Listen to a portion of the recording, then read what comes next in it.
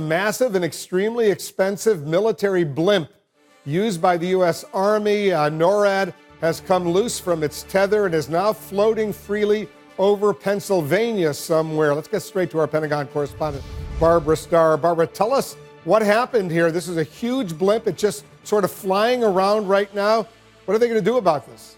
Wolf, this information just coming in a few minutes ago. NORAD, the North American Aerospace Defense Command, says this blimp, and you saw a picture of it there a short time ago, came loose from its mooring, from its tether at Aberdeen Proving Grounds, Maryland, just north of Washington, D.C. This balloon is now floating uncontrolled. It's an aerostat, but let's think of it as a large helium-filled, essentially balloon structure floating uncontrolled over Pennsylvania. It is being tracked by two Air Force F-16s that were scrambled out of their air station near Atlantic City, New Jersey. They are tracking it. They are following it.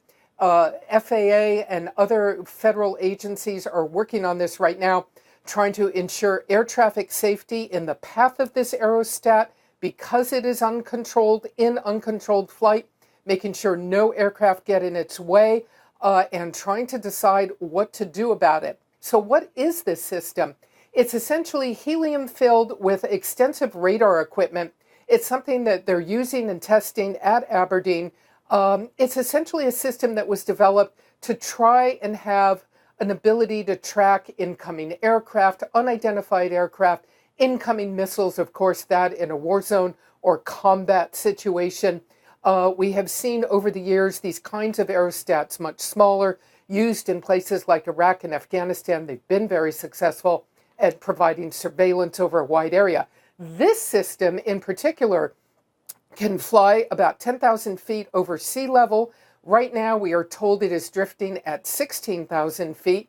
And it is going to remain to be seen what the U.S. military can do to get control of this thing. Are they going to let it drift? Will it, simply then lose the helium in some fashion and float to the ground?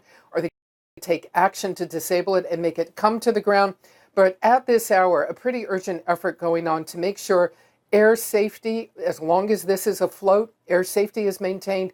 And if it's going to come to the ground, to do it in a controlled fashion so that no one is hurt.